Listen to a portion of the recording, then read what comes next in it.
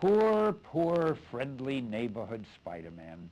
As if it isn't bad enough that his Aunt May is ill, and he's having a problem with lovesick Betty Brant, he's also got not one, but two deadly, grotesque goblins to worry about. And even when we finally get to see the Green Goblin unmasked, if you think that's the end of old Webhead's troubles, think again. Because here comes the most horrible, horrific supervillain of all, the hair-raising, spine-tingling Hobgoblin. Oh, we did it all for you, right here on this one great CD. So what are we waiting for? Let's go!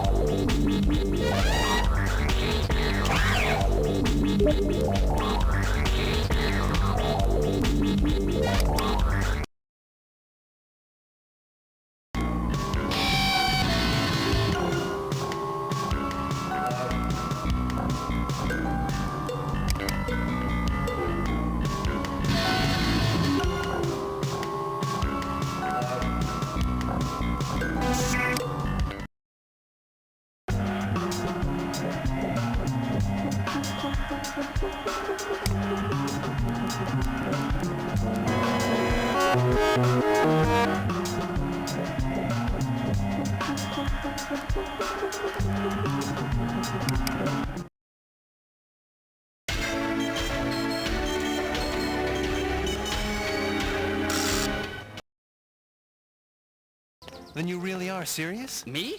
Hardly ever. But my old man is. So for my sake, please say yes. But how am I gonna afford it? Well, all taken care of. Dear old Dad'll pay for everything. Some deal. Yeah, he's been spoiling me ever since he and my mother got divorced. He thinks he can buy a good father-son relationship like he can buy everything else.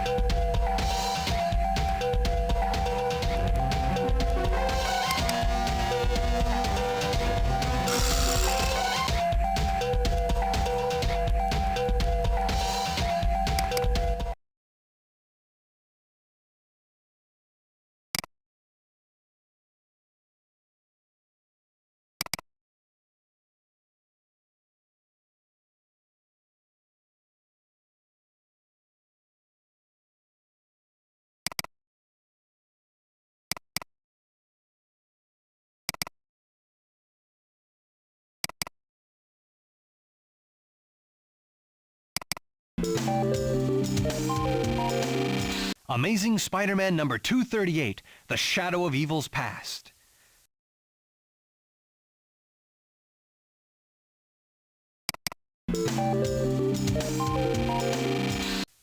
In the heart of Manhattan, Peter Parker stands witness as his Aunt May and her friend, Nathan Lubensky, sign a ream of insurance papers, allowing her to officially operate her own boarding house for senior citizens. Peter wonders to himself what her tenants would say if they knew they were living in the house where Spider-Man came of age.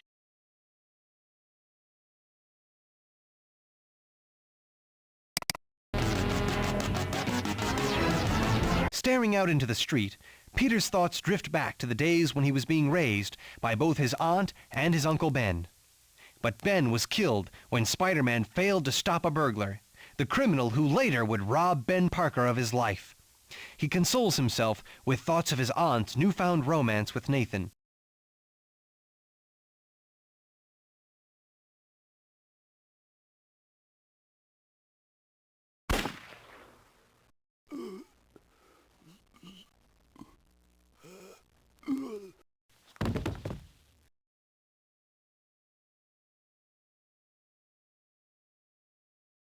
Right after I got my powers, I figured I could earn some quick bucks wrestling. I made the costume so nobody'd recognize me.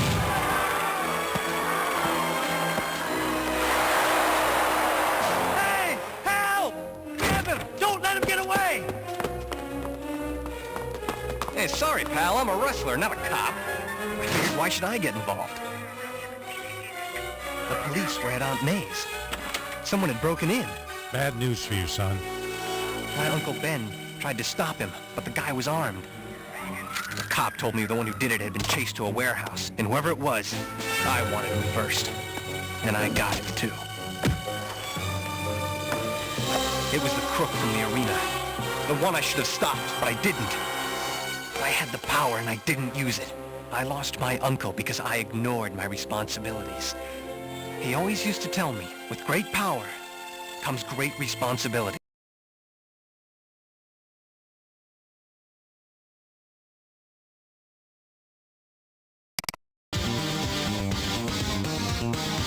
Outside the office, Peter and his companions make their way to celebrate at a local restaurant. But their joy is short-lived as Peter's spider sense goes into overdrive. A speeding car bursts out of an alleyway. Only Peter's astonishing reflexes saves the lives of his loved ones. Angered, Peter rushes off.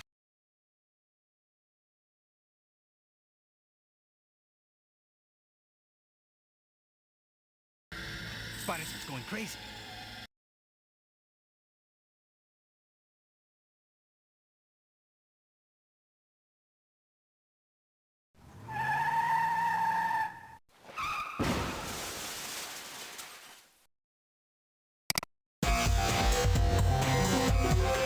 Seconds later, the masked figure of Spider-Man appears on a nearby rooftop, and the costumed crime fighter web swings into action.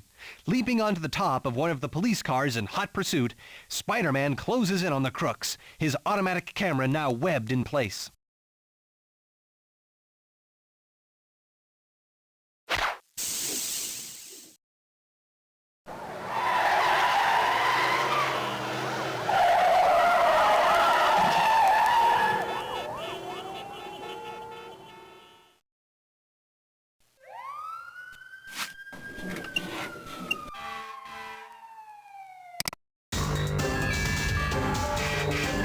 With a mighty jump born of spider strength, the web-slinger lands atop the car of his prey.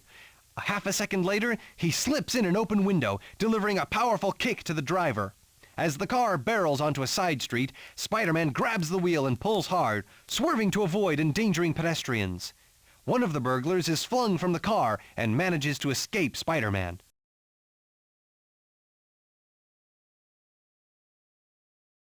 Hey!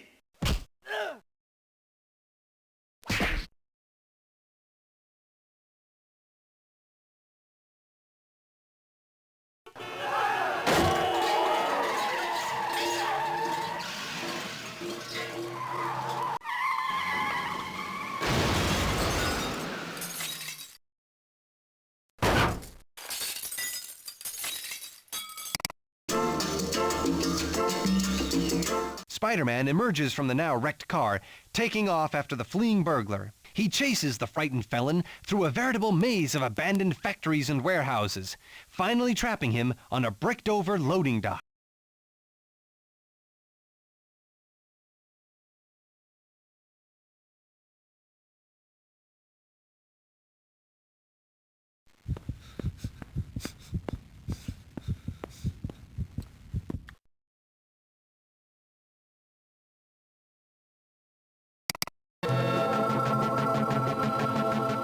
But the cornered thug doesn't know when to quit, so he hurls a smoke bomb towards our hero. Although ineffectual, the distraction provides cover for the thug's escape. Spider-Man spies an open manhole and pokes his head inside the dank tunnel.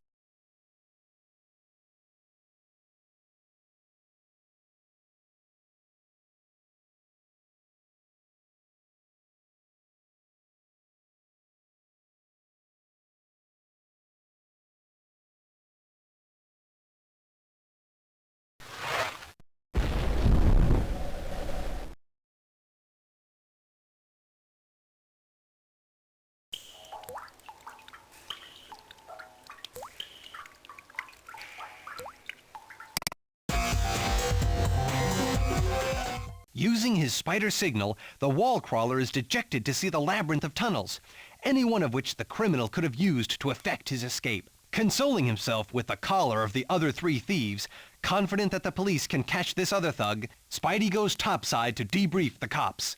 Meanwhile, the escaped thug breathes a sigh of relief as he discovers a hidden door.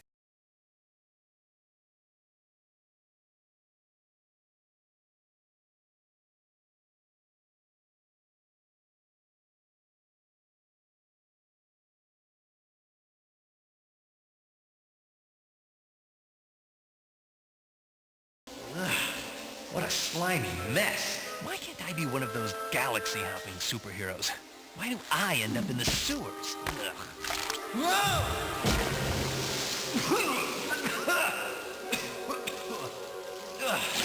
You don't find the Fantastic Four in a sewer, or the Avengers.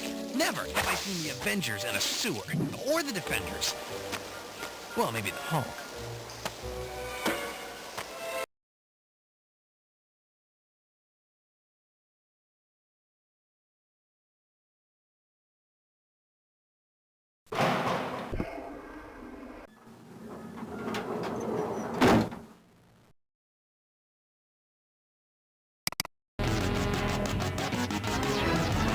Spider-Man grabs his camera from the squad car's roof, and as he leaves, he fails to notice where this heady chase had led them all, to one of Norman Osborn's abandoned plants. At that moment, deep underground, our friend the thug discovers to his surprise that he has stumbled into the secret lair of the Green Goblin.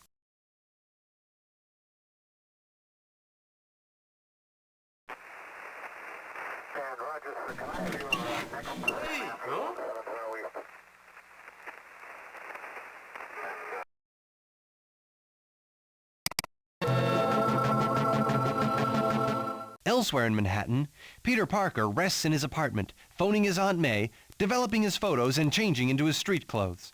A brief while later, Peter drops off his photos to city editor Joe Robertson, who is amazed by the photos.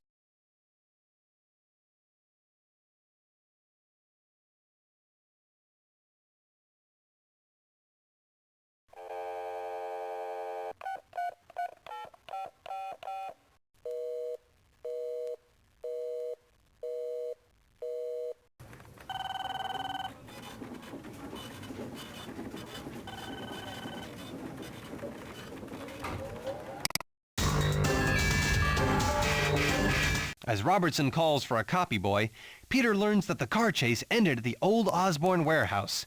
Suddenly, Peter is consumed by his memories of Norman Osborn, how he was actually the Green Goblin, how he had learned Spider-Man's secret identity, and how Osborn perished by his own hand, but not before he caused the death of Peter's first love, Gwen Stacy.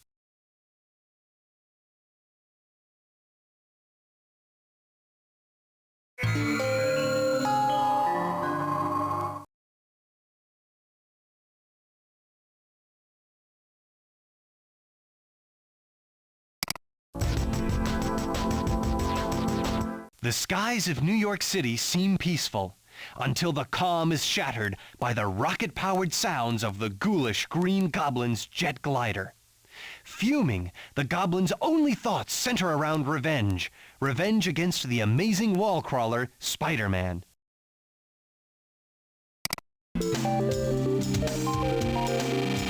His previous encounters with Spider-Man fueling his seething hatred, the Green Goblin returns to his hidden lair.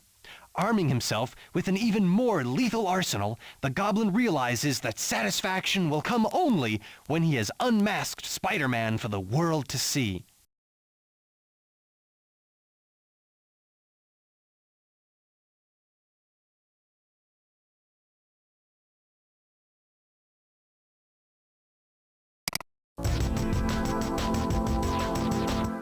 The Goblin jets off into the sky, evil pervading his very being.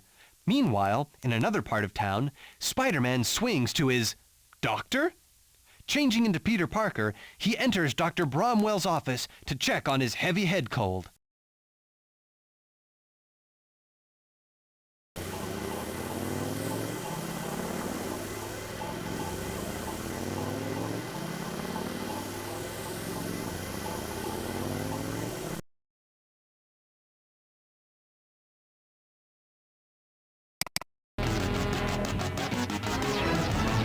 Doc Bromwell confirms that Peter indeed has a whopper of a cold, but he has far worse news for the intrepid adventurer. His beloved Aunt May, having recently undergone major surgery, must receive no sudden shocks, no excitement. A dejected Peter leaves the office, realizing that now, more than ever, she must never learn his secret identity.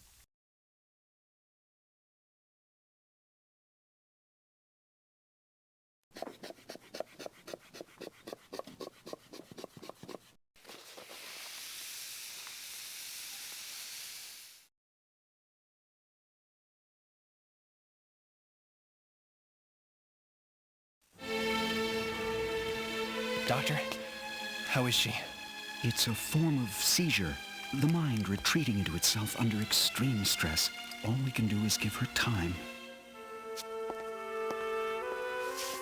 Why do the people I care about always get hurt when I'm just trying to do the right thing? It happens whether I'm Spider-Man or Peter. I just can't seem to win. First Uncle Ben, now this? How can I live with myself?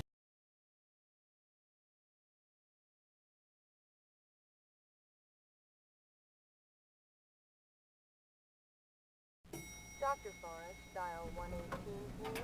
Dr. Forrest, please dial 118.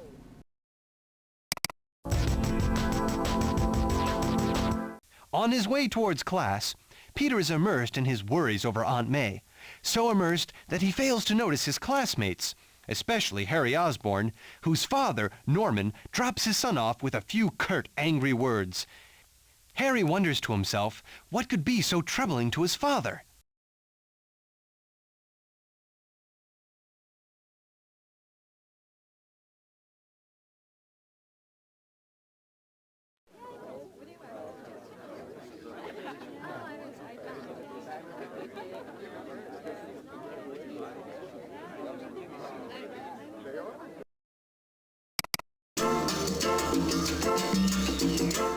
In class, Harry tells Peter of his father's strange behavior.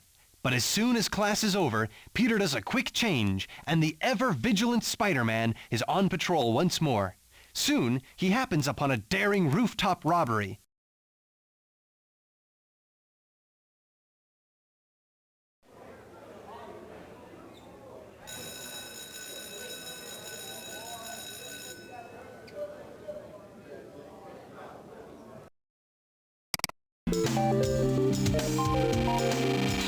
Before the outclassed thugs can react, Spider-Man is upon them like a red and blue blur. As the web-slinger dishes out the punishment to these run-of-the-mill crooks, he silently wishes that his horrible head cold would fade into a distant memory.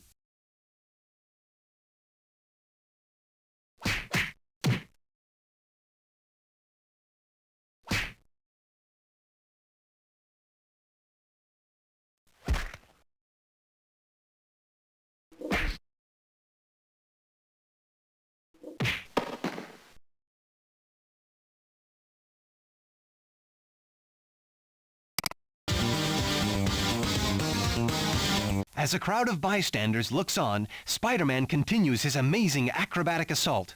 Even though he barely taxes himself, he begins to get a funny feeling about these crooks. It seems almost as if they've been practicing for just such a fight.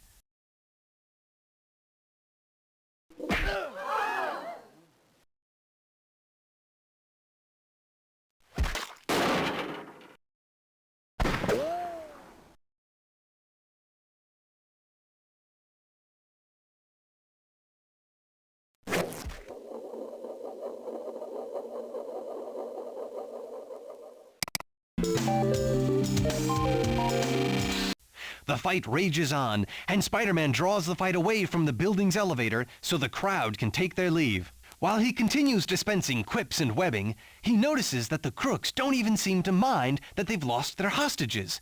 Something is definitely up.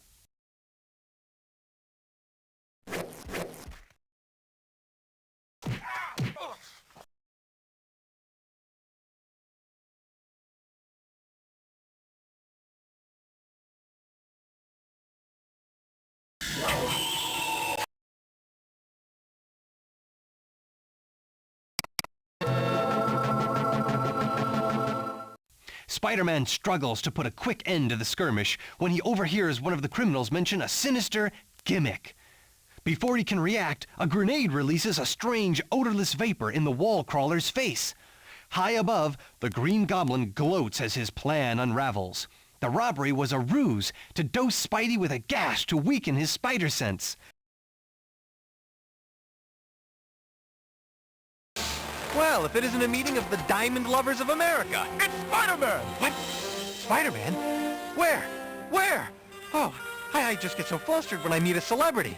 I just don't know what to say. How about you just say goodbye? I'm way ahead of you. Stay still, will you? Actually, no. Get him! It's 3 against 1. As far as I'm concerned, that means you're outnumbered. Good thing I remembered to set this up ahead of time. I hate to use so much expensive webbing on yo-yo.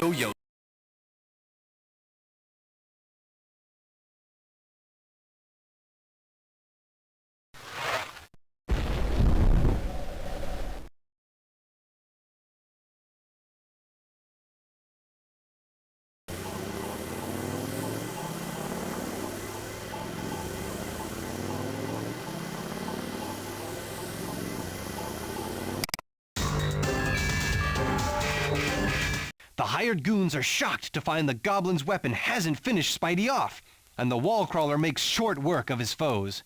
A quick snapshot for the Daily Bugle, and Spider-Man web swings away with thoughts of the strange burglary filling his head.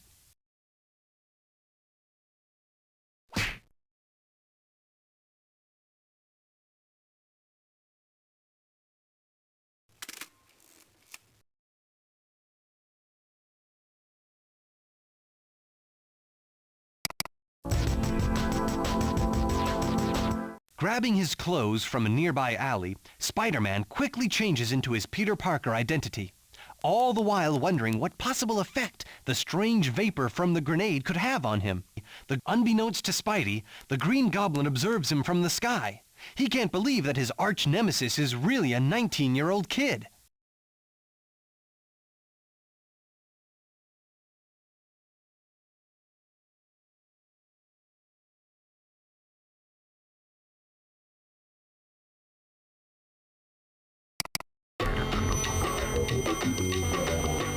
Peter makes his way to the Daily Bugle, nagged by the feeling that his spider sense is trying to warn him of something, but it can't. Of course, it's trying desperately to tell him that the Green Goblin is close by, trying to learn the amazing wall crawler's real name.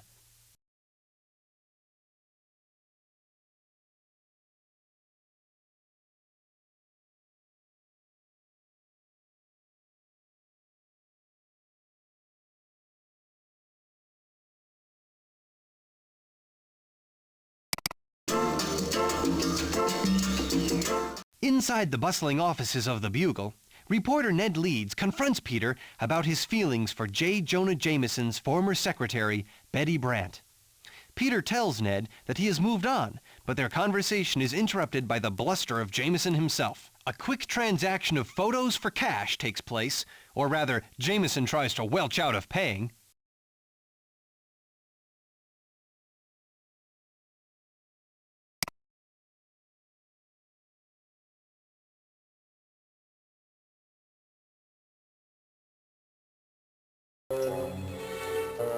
Peter, these photos are terrific. In all my years as editor, I've never known a photographer as resourceful as you. Oh, thanks, Mr. Robertson.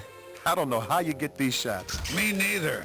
You're always in just the right place at just the right time. Tell me, Parker, what's your secret? A good telephoto lens and a lot of luck, I guess. That's so. Sure there isn't something else that you want to tell us? Well, I'd like to get my paycheck today, if you don't mind. Parker, you really tick me off. I'll find out how a young squirt like you gets those photos. Sooner or later. Better make it later. Bye.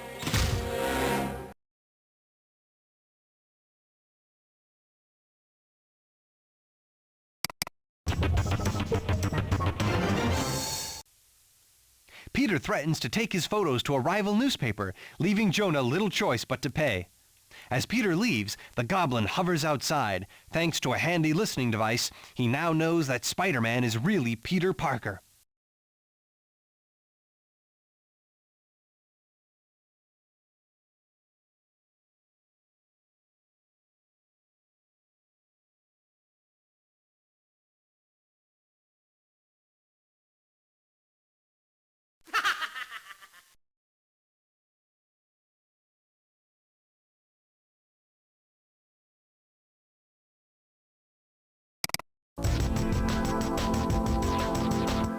The young man is stunned by the revelation that his arch foe has learned his secret identity.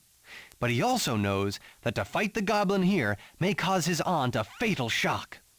As he tries to react, the Goblin taunts his prey, choking Parker with a thick plume of black smoke from his Goblin glider.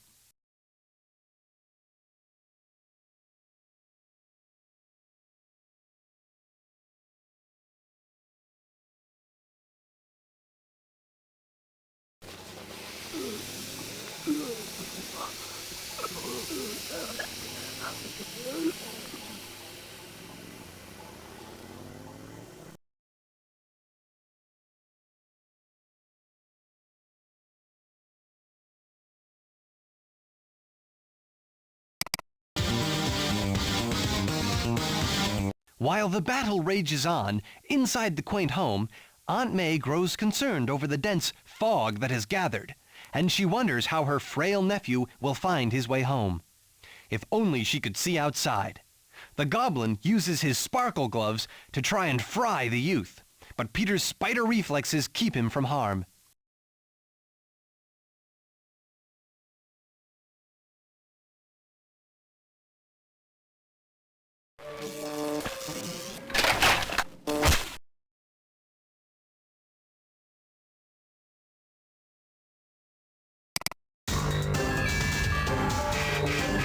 Peter readies himself for yet another of the ghastly Goblin's tricks. This time, an explosive bat missile is hurled Parker's way, but again, his reflexes save him. In a last-ditch effort, Peter lunges at the gloating Green Goblin with all his strength and speed.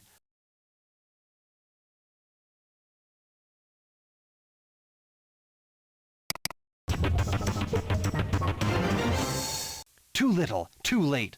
A sparkle blast has Peter on the ropes, and a strange weapon shaped like a ghost chokes off the oxygen from the youth's lungs. He collapses, but instead of being completely unconscious, he's merely stunned. The amazed Goblin binds the youth with steel cable, then speeds off to his waterfront hideout.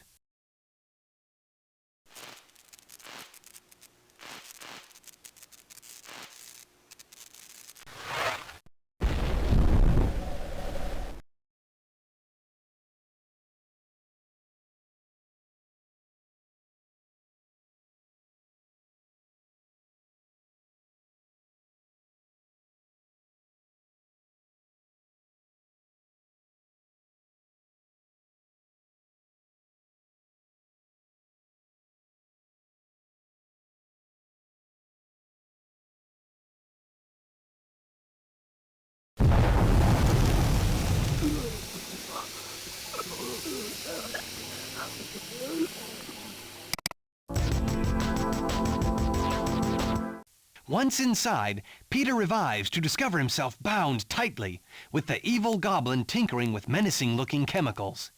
Peter tries to delay his fate by playing against the Goblin's ego to great effect. As the Goblin reasons, since Parker won't leave the warehouse alive, he will show his true face to the defeated wall crawler, the face of Norman Osborn.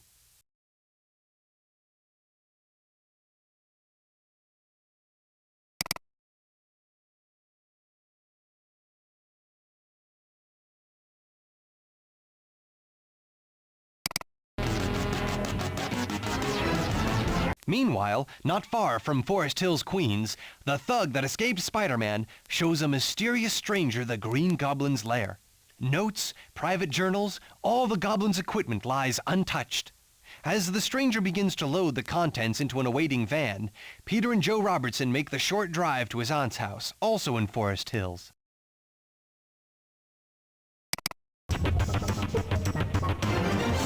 In the middle of conversation, Robertson's police radio picks up an urgent call. There's a fire at an Osborn plant, the same one that Spider-Man was at earlier that day. The intrepid duo race to the scene in minutes, only to find the fire mostly put out. Photographer Lance Bannon has beaten Parker to the punch with a roll of exclusive pictures. And Roger, sir, can I have your next position after 170 East?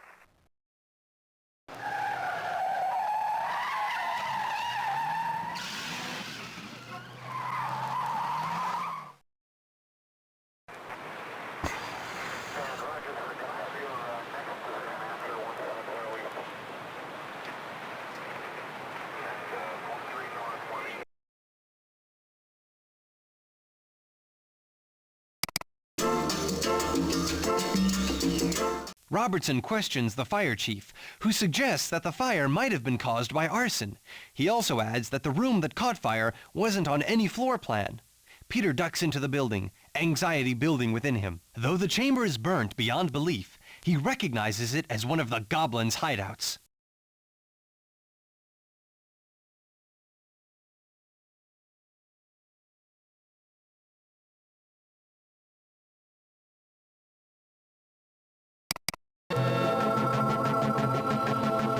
Leaving the building, Peter begins to wonder who might have looted the Goblin's equipment.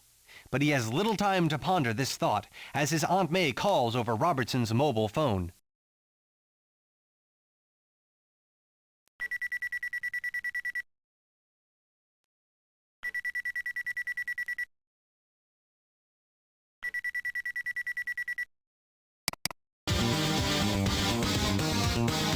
As Peter takes off for his aunt's home, he thinks about the recent events and how he may actually be responsible for unleashing a new Green Goblin. Later that evening, in the South Bronx, the mysterious stranger instructs his hired thug to dump the van they used in the theft. The thug tells his boss not to worry, there won't be a clue left. And with a quick press of a handheld detonator, the van and its driver explode into a shower of fiery fragments, leaving no clues as to the crime committed earlier. The following morning in Lower Manhattan, the same mysterious figure enters a derelict building where we find the stolen Goblin equipment.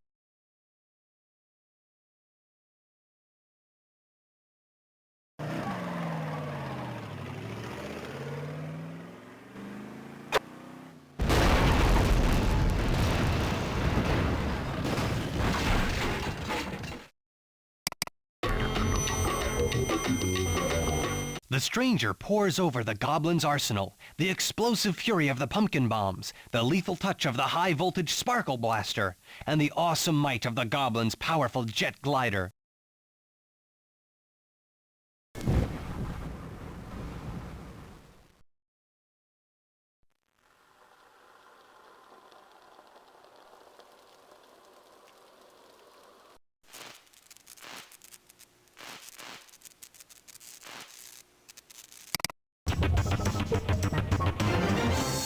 The stranger maneuvers swiftly and easily atop the glider in the confined space, realizing that Osborn could have made far more money by marketing such a device than he ever could have made in crime.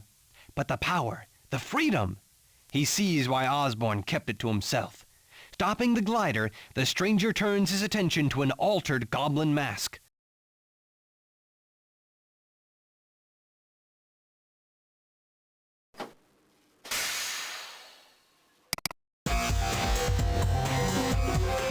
Turning to a nearby table, the stranger dons a modified Goblin suit and begins to understand Osborn's true obsession.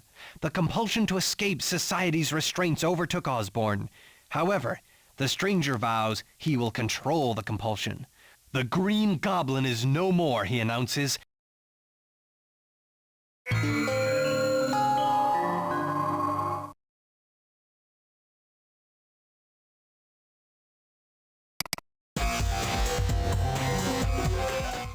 Amazing Spider-Man number 40, The End of the Green Goblin. "Take a look at my face, Parker," rants Norman Osborn. "A good long look. It's the last face you'll ever see in this life." Osborn has revealed himself to be the criminal genius, the Green Goblin, while a helpless Peter Parker now struggles to buy time to save his very life.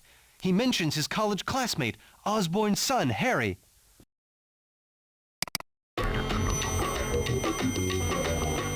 Osborn seems to withdraw into his own world at the mention of his son, but the specter of his hated foe Spider-Man snaps him back. Peter hammers at the obviously unstable Osborn by repeatedly dropping Harry's name.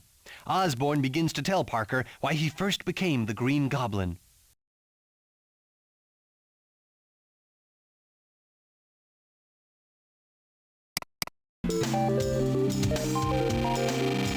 As Peter struggles with his bonds, Osborn tells his story. He was a successful businessman whose wife passed away when his only son was a mere infant. His work prevented him from spending much time with Harry, so he tried to buy his son's love. Osborn then tells Peter about his ruthlessness in business and how he had his partner arrested for embezzling so he could steal his inventions.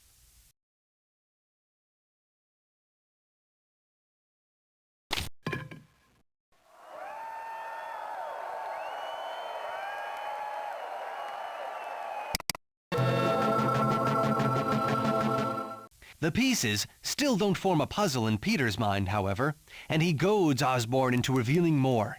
One night, Osborn stumbled upon a series of his partner's strange chemical formulas. Shooing his son away, Osborn locked himself in his lab, working with one of the formulas till it turned a suspicious green color.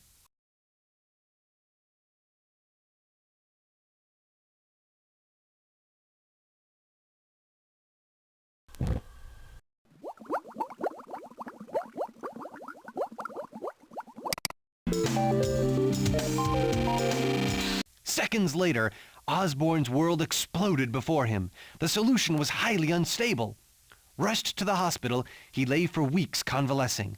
The explosion had caused serious brain trauma within Osborn, hatching his many psychoses.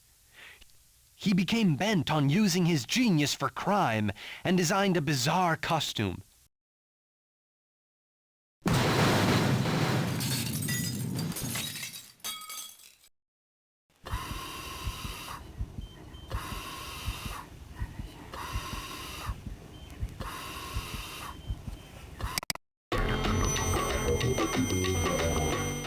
At last, the Green Goblin was born, and his primary target became Spider-Man.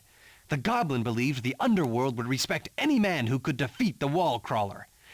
But with his origin told, Osborn puts his Goblin mask back on and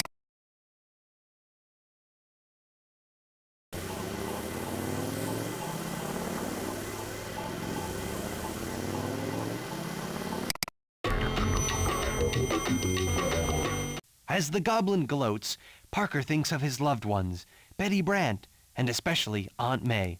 Elsewhere at that moment, Aunt May confides to her neighbor, Anna Watson, that Peter Parker has been gone for far too long without calling. A quick phone call to the Daily Bugle informs the worried May that her nephew hasn't showed up there either.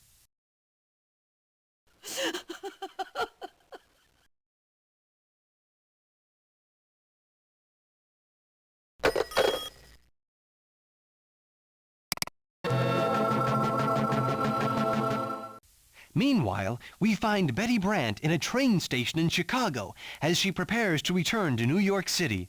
She wonders if she will get her job at the Bugleback, and if there will still be a place for her in Peter Parker's life.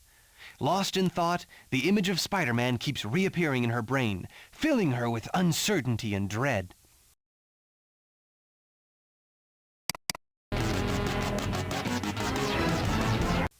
While Betty Brant boards her train, Peter continues his valiant effort to free himself from the Goblin's clutches.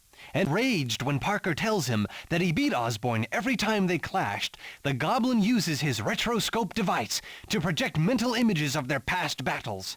Their first encounter, when the Goblin teamed with the Enforcers, is recalled.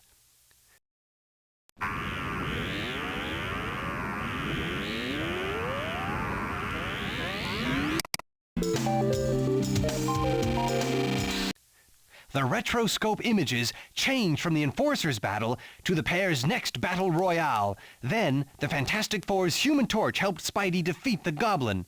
But that's not how the Goblin sees it. Peter taunts Osborn, calling him a coward, as the enraged supervillain conjures up images of yet another battle.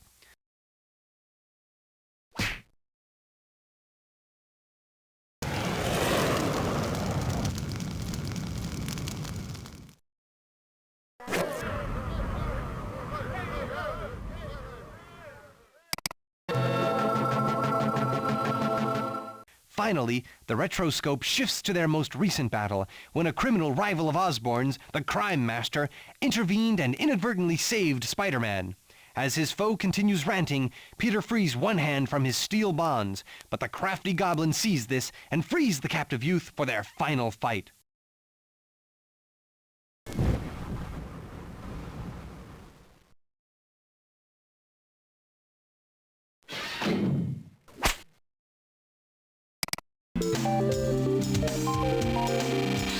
Quickly donning his Spider-Man costume, Parker turns to engage the enemy. Before he can make another move, the Goblin hurls a barrage of exploding pumpkin bombs. Our quick-thinking hero creates a web net, sending the Goblin's own weapons back at him.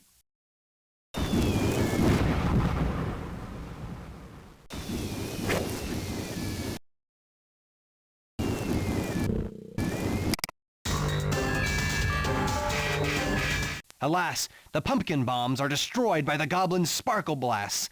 Then, using the explosion as cover, Osborn makes his way to his Goblin glider. Encircling his prey, the Goblin laughs at the now groggy Spider-Man. Closer and closer he comes, until the web-slinger connects with a well-timed right cross. The Goblin is knocked off his glider.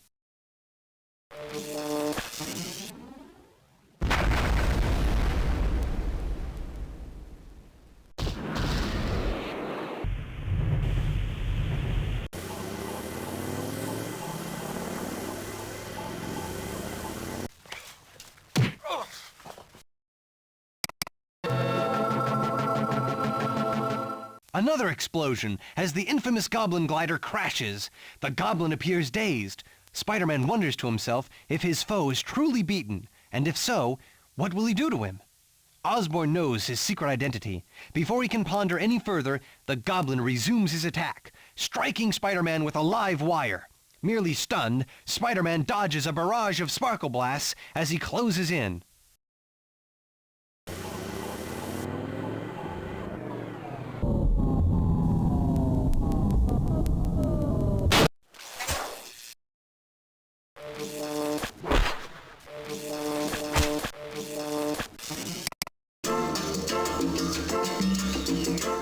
Uprooting the very chair that had held him captive, Spider-Man hurls the heavy steel mass at his enemy.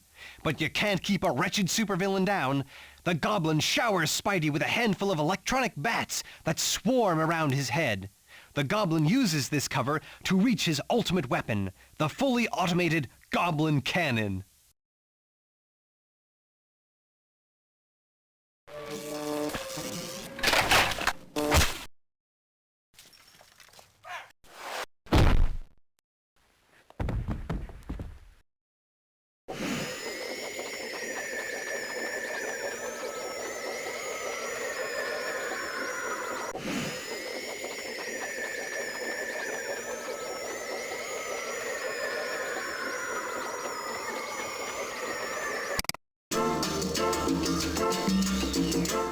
The smell of burning ozone fills the air, and with a crackle of energy, the Goblin cannon fires at Spider-Man. Only his astounding speed saves him from the blast, speed which Spider-Man uses to knock the Goblin to his knees. But the Goblin stumbles, and before Spider-Man can grab him, the Goblin takes the full brunt of the cannon's electrochemical blast.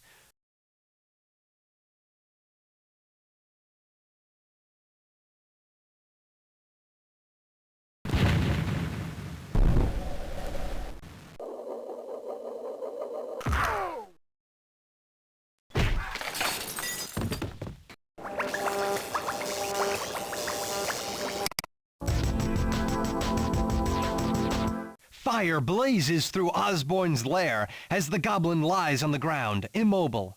Could he be dead? Spider-Man rushes to him to discover he is indeed alive and only wants to know where his son Harry could be. He has lost all knowledge of his criminal double life and of Spider-Man's secret identity. As the fire department struggles to get inside, Spider-Man quickly removes the Goblin's costume.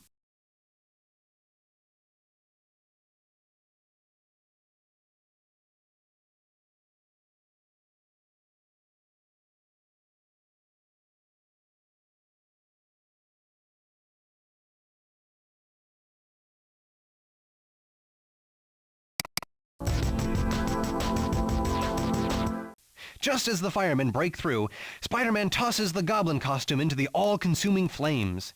The hero brings the dazed Osborn over to the authorities, never revealing his true identity. As the police bombard him with questions, the web-slinger swings away, his thoughts filled with worry over his Aunt May.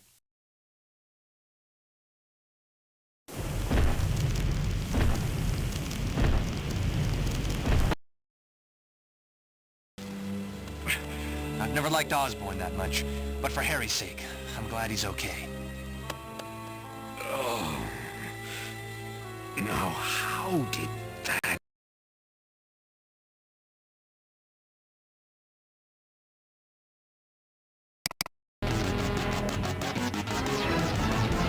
Once again, at his aunt's home, Spider-Man is shocked to see Dr. Bromwell's car parked outside.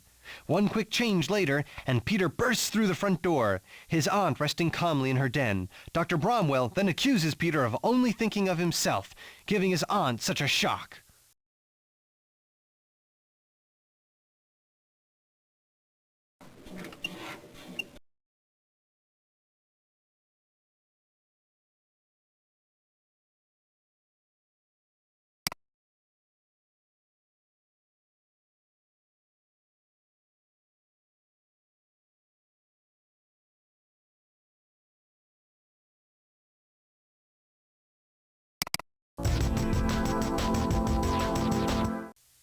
The doctor leaves, and Peter keeps a close watch on his frail aunt. When she awakens, Peter tells her he was out studying late and lost track of time. Meanwhile, at a hospital on the Upper East Side of Manhattan, Norman and Harry Osborn are reunited as they discuss the bright future ahead.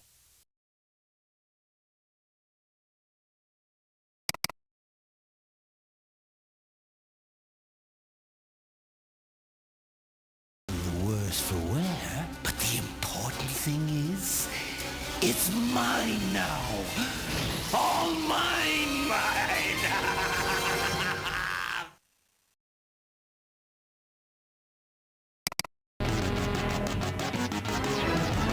In his place now stands the Hobgoblin. And with these words, the mysterious stranger reveals an even more terrifying visage than the Green Goblin's, an image of horror and fear. A new and lethal adversary of Spider-Man is born.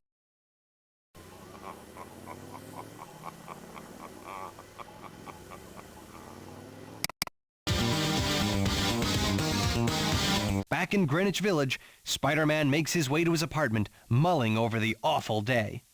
The Hobgoblin's on the loose, and he may know the secret that could ruin his life forever.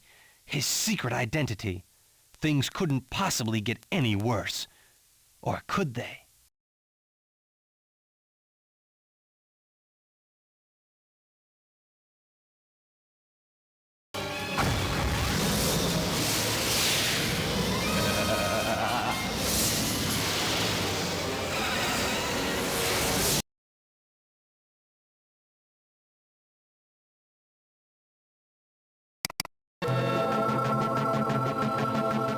Amazing Spider-Man number 239 now strikes the Hobgoblin. Midnight in New Jersey. A heavily armored van careens through a cement wall at an Osborn manufacturing plant. The evening calm shattered. There is no stopping this engine of destruction, only getting out of its way.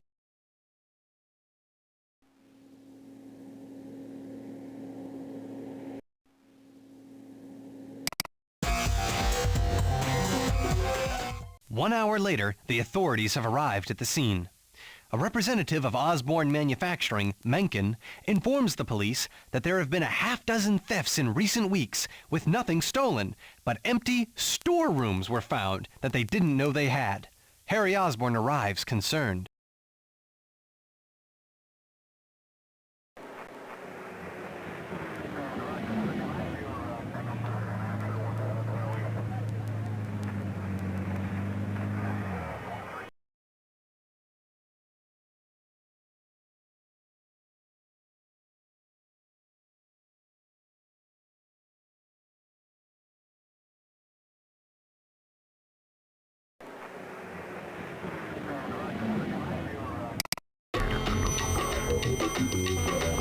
The next morning, across the Hudson River in Manhattan, a mysterious stranger buys a newspaper with the headline, "Mystery Break-In in Jersey."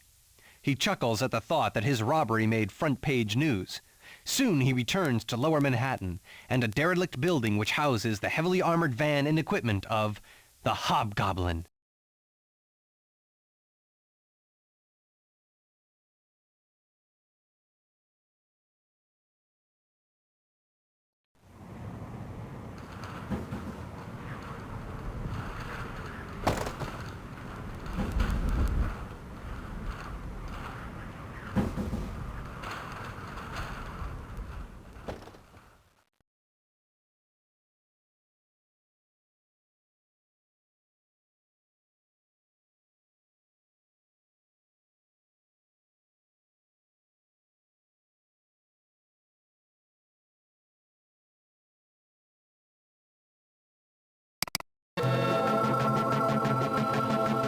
The Hobgoblin enters the battle van he stole the previous day. From his readings of the Goblin's journals, he learned that Osborn planned to use it as a mobile headquarters. The Hobgoblin vows to pick up where the Green Goblin left off, including carrying on his vendetta against Spider-Man. Meanwhile, said superhero visits his sometime girlfriend, the Black Cat, in the hospital.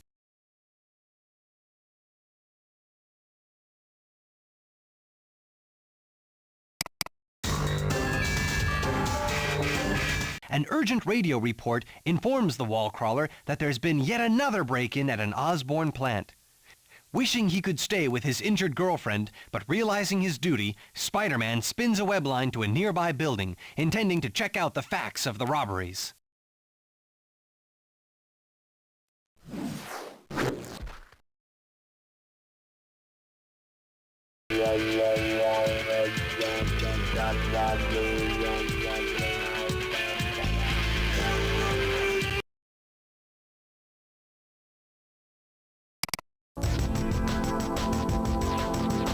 Having grabbed a newspaper, the Amazing Spider-Man ducks into an easily opened skylight and into the apartment of his alter ego, Peter Parker. The newspaper article has given Peter the whole story of the Osborn break-ins, but it has also fueled an urgent sense of paranoia.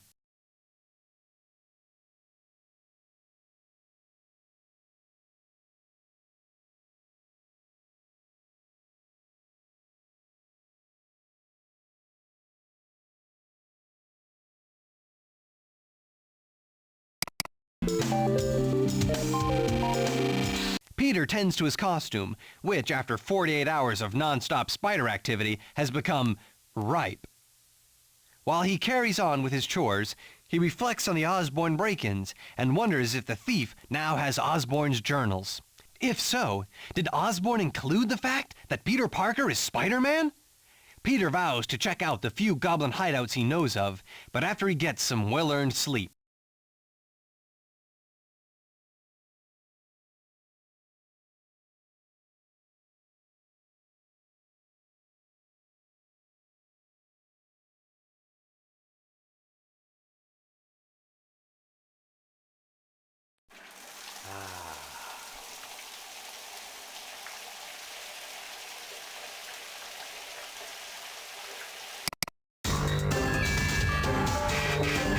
Considerably later, in fact, 10 hours later, Peter is awakened by a phone call from reporter Amy Powell.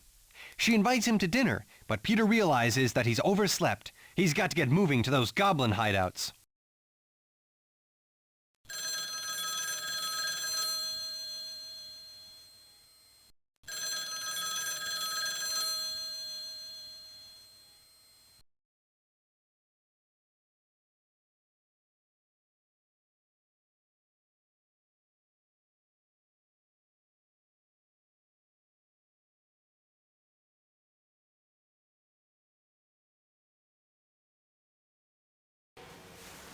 Oh, the perfect bachelor mess. Good thing Aunt May's not around to see this. Hello? What?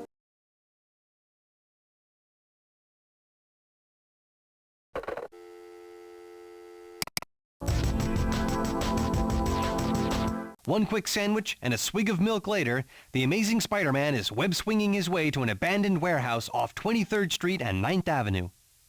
Not one for the subtle approach tonight, Spidey smashes through a boarded-up window. He's too late, however. This store of Goblin equipment has been raided.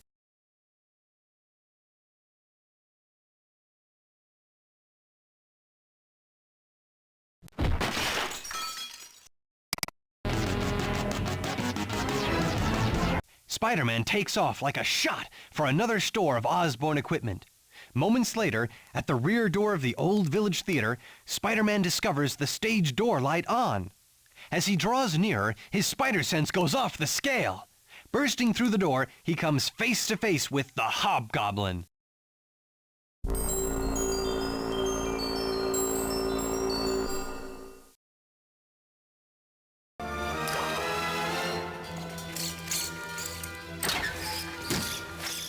Huh? This doesn't look like the entrance to a criminal stronghold. This is a different story.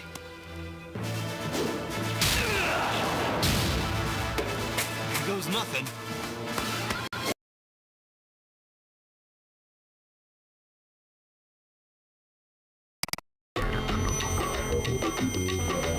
The wall crawler makes a crack about the Hobgoblin's outfit, which the villain doesn't take very well, unleashing a series of sparkle blasts at Spider-Man. Realizing he's not ready to tackle Spider-Man yet, the Hobgoblin streaks off on his glider, with the web-slinger right on his tail.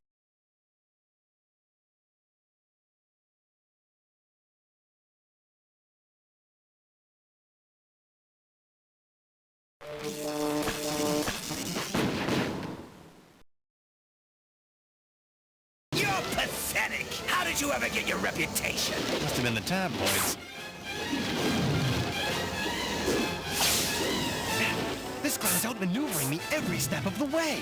How do I nail this flying lunatic?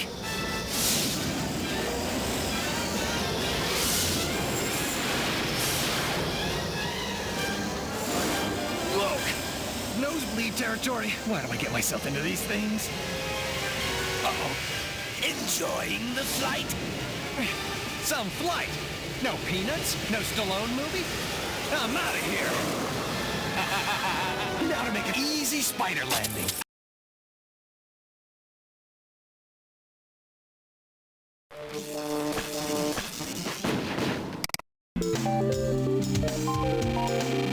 As Spider-Man follows close behind, the Hobgoblin hurls a pumpkin bomb with venom. The bomb, packed with more explosives than the Goblin ever used, misses Spidey completely. Spidey retaliates with a load of debris that the Hobgoblin barely avoids.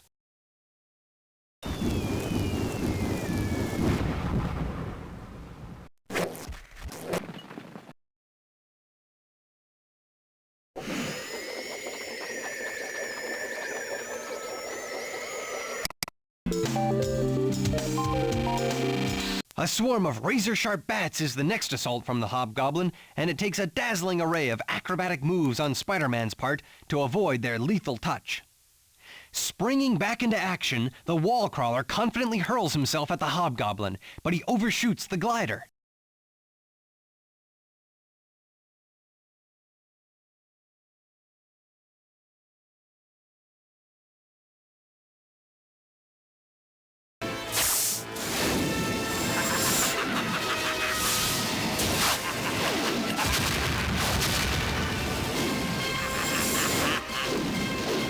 Let's get this over with!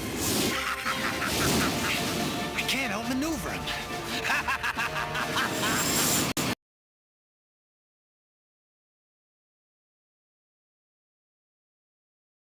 Tell me, Spider-Man, how'd you find me? I followed the slime trail. I'm going to enjoy shooting you down. Let's see what this baby can really do.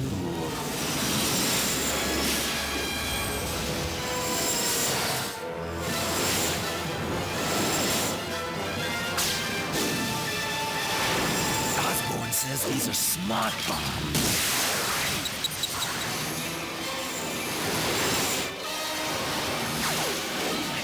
How do I get him now? That's the mother of all flying wings. Time for a little double team. That wing's got a mind of its own.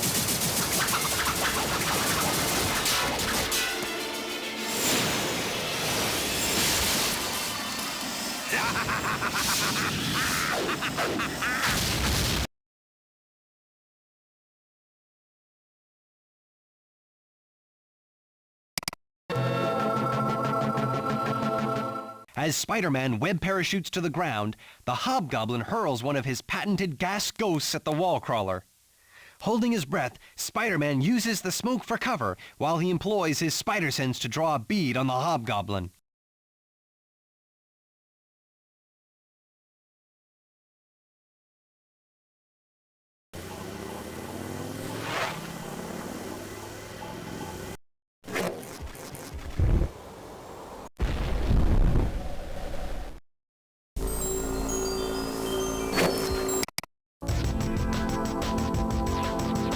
After a quick double tap on the trigger of his trusty web shooter, Spidey's web splats against the underbelly of the Hobgoblin's glider. With a powerful tug, Spider-Man reels in his foe, sending the Hobgoblin crashing to the pavement below. Defeat upon him, the Hobgoblin uses a flurry of sparkle blasts to effect his escape.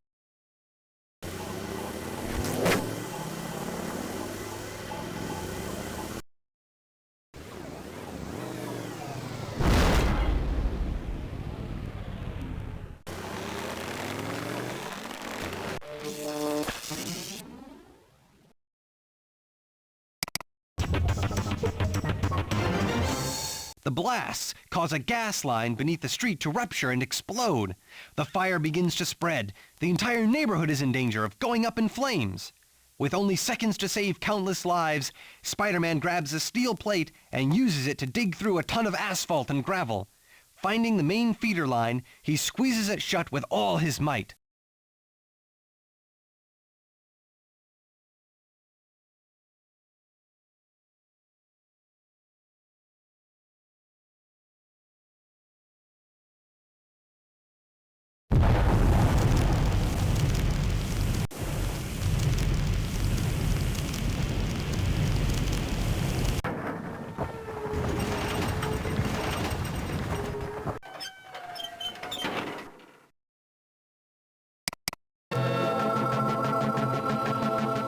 No gas, no fire. The danger is over. Scratch that, thinks Spider-Man. The fire is out, that's all. Hobgoblin got away. While the web-slinger fumes over the villain's escape, Hobgoblin fares little better. Vowing to humble Spider-Man like he's never been humbled before, the villain returns to his hidden warehouse.